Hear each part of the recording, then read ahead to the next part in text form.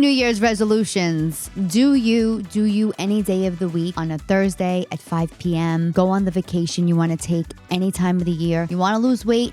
Do it on a Tuesday. It does not make a difference. Stop picking one day to start the rest of your life the way you want to live it.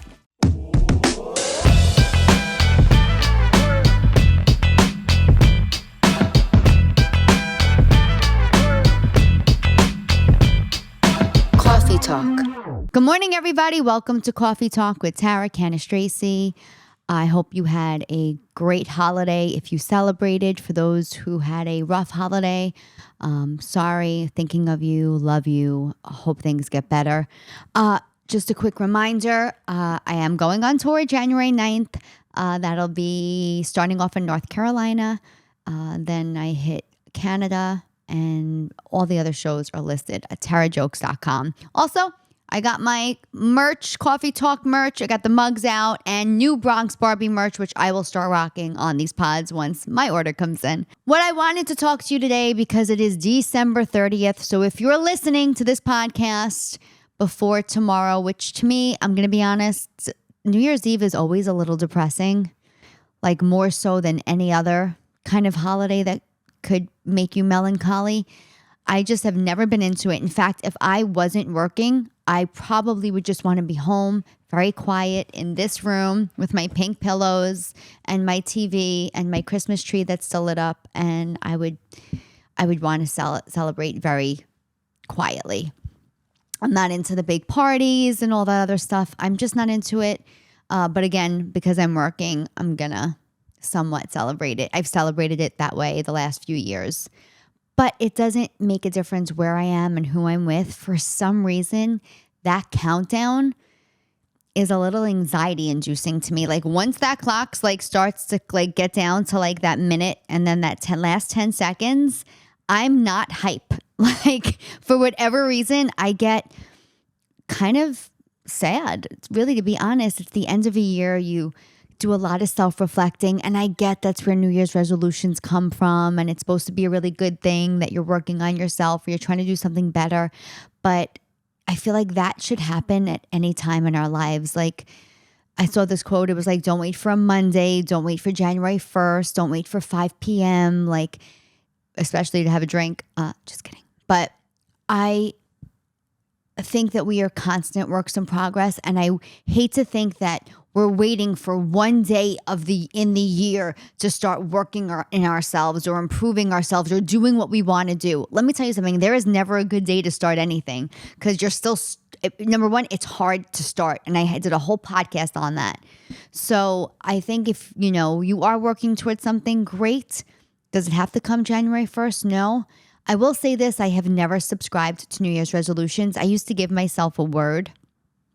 And I'd be like, all right, this year's word is embrace, or this year's word is, grow, or, whatever. My best friend, Kimberly, said, I'm picking a word, you pick a word. And I didn't mind that.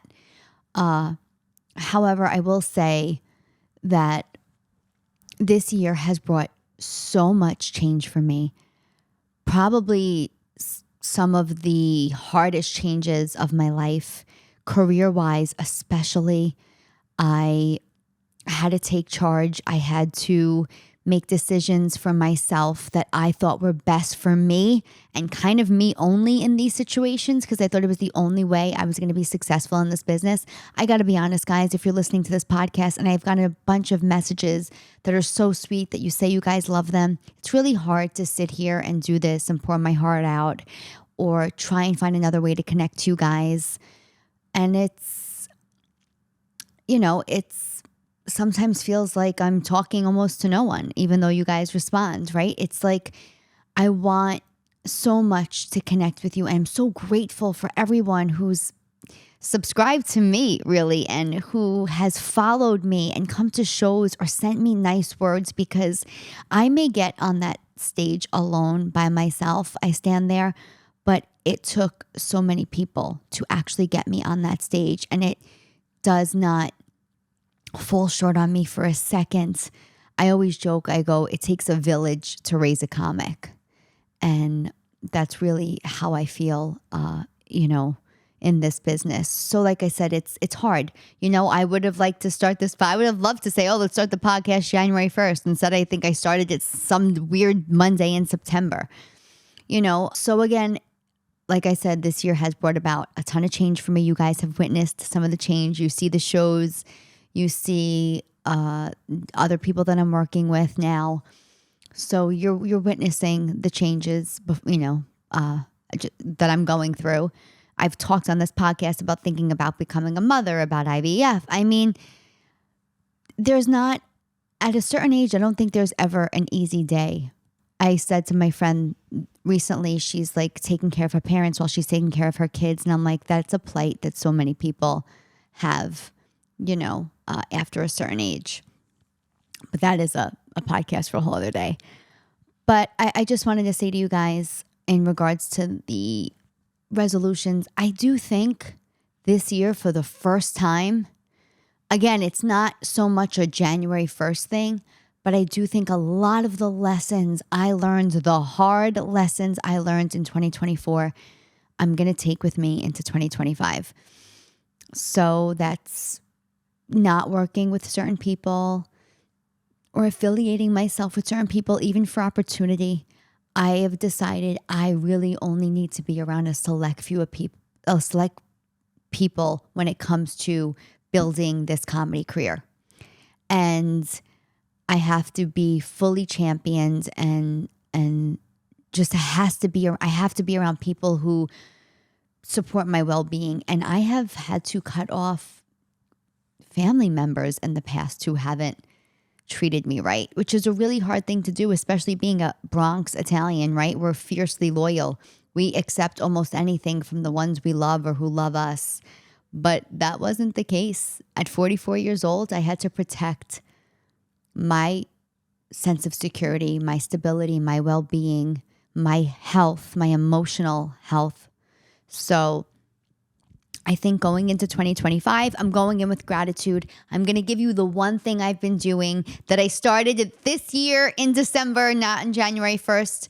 I remind myself, these two things, I remind myself about being grateful. So I will start the day, no matter what mood I am. And then when I open those eyes, I have been going around my house and even saying like, I'm grateful for this den. I love this pillow. I'm so lucky I have this couch and this Christmas tree up, to enjoy this room. Like I'm so grateful I have friends that care about me, or I name specific friends, because I think it's very easy for all of us to fall victim into focusing on what we don't have or where we're not feeling successful.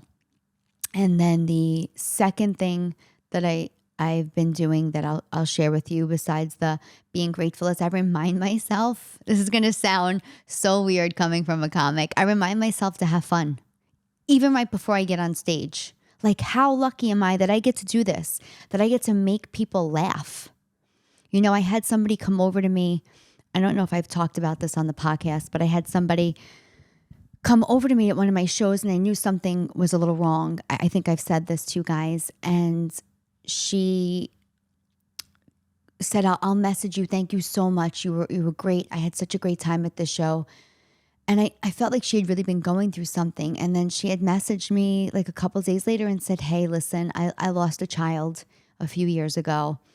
And I have not been able to allow myself, I'm going to cry, allow myself to have fun or to do things, without feeling guilt. She said, and I've been in therapy and I shared with my therapist how much joy I was getting from your humor. And I really felt compelled to want to come out and support. And it was like the first date night my husband and I have been able to have in a long time. And I'm like, I have to remind myself that when I step on that stage, there are people that really need me to be funny. And the best way for me to be funny is to have fun with them. And it makes it more enjoyable for me.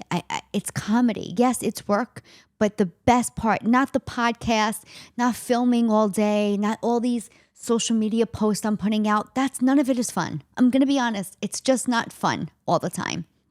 But those 50 minutes to an hour on stage are the times that I'm supposed to be having fun. And thanks to all of you who have bought tickets this year.